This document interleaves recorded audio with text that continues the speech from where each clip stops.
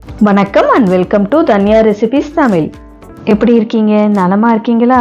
இன்னைக்கு நம்ம பார்க்க போகிற ரெசிபி பால் பாயாசம் தான் பார்க்க போகிறோம். பால் பாயாசம் பிடிக்காதவங்களே இருக்க முடியாது.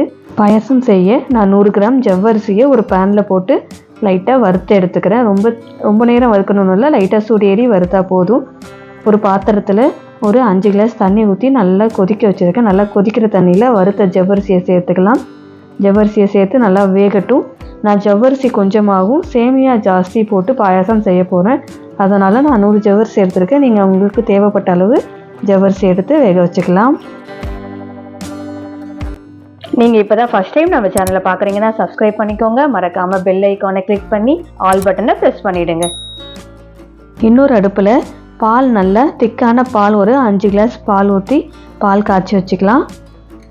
நான் ஒரு 10 கிளாஸ் பாயாசம் செய்ய போகிறேன். அதுக்கு 5 கிளாஸ் பால் சேர்த்துக்கிறேன். இப்போது ஜவ்வரிசி நல்லா வேகுது. ஒரு தடவை கிண்டி விட்டுக்கலாம்.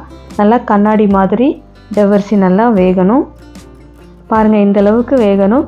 நல்லா நம்ம 4 to 5 கிளாஸ் தண்ணி ஊற்றி வேக வச்சது நல்லா தண்ணியெல்லாம் கெட்டியாகி திக்காக குக்கி இருக்குது. இப்போ இதில் 2 கிளாஸ் கூட தண்ணி ஊற்றி அந்த தண்ணி ஊற்றி கொதிக்கட்டும்னு சேமியா சேர்த்துக்கலாம். சேமியா நான் நெய்யில் வறுக்கலை, இது அப்படியே சேர்த்தாலே இந்த சேமியா நல்லாயிருக்கும். நான் ஒரு 200-250 கிராம் சேமியா சேர்த்து கிண்டி விடுறேன். சேமியா போட்டு நமக்கு ஒரு 2 நிமிஷத்தில் சேமியா வெந்துடும்.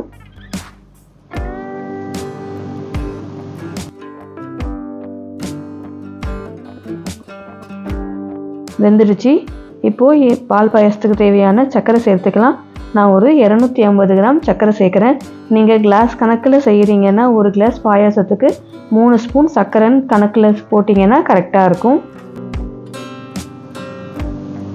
நல்லா இப்போது சர்க்கரை சேர்த்து ஒரு தடவை கலந்து விட்டு நல்லா ஒரு 5 நிமிஷம் கொதிக்கட்டும்.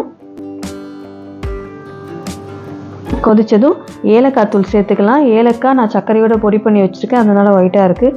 ஏலக்காய் தூள் சேர்த்து ஒரு தடவை கிண்டி விட்டு ஆஃப் பண்ணிடலாம். ஆஃப் பண்ணி எடுத்து வச்சுட்டு பால் எப்போவுமே சூடாக சேர்க்கக்கூடாது நம்ம பாயாசத்துக்கு. இதுவும் சூடாக இருந்து பால் சூடாக சேர்க்கும்போது திரிய வாய்ப்பு இருக்குது. கேஸ் ஆஃப் பண்ணிவிட்டு ஒரு பேனில் நெய் ஒரு ஸ்பூன் நெய் ஊற்றி முந்திரி சேர்த்து நல்லா வறுத்து எடுத்துக்கலாம். நல்லா வறுத்து எடுத்ததும் பாயாசம் பாருங்கள், இது கொஞ்சம் ஆறி திக்காகிடுச்சு.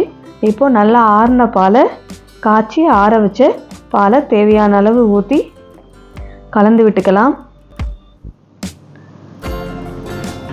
அவ்வளோதான், ஒரு சூப்பரான பால் பாயாசம் ரெடி. இதே மாதிரி செய்து பாருங்கள், கண்டிப்பாக நல்லா வரும். முந்திரி பருப்பு, இப்போ வறுத்த முந்திரி பருப்பை சேர்த்து ஒரு தடவை கலந்து விட்டுக்கலாம். அவ்வளோதான், ஒரு சூப்பரான ஸ்டைலில் பால் பாயாசம் ரெடி. ட்ரை பண்ணி பாருங்கள் ஃப்ரெண்ட். ட்ரை பண்ணி பார்த்துட்டு கமெண்ட் பண்ணுங்கள். தேங்க்ஸ் ஃபார் வாட்சிங்.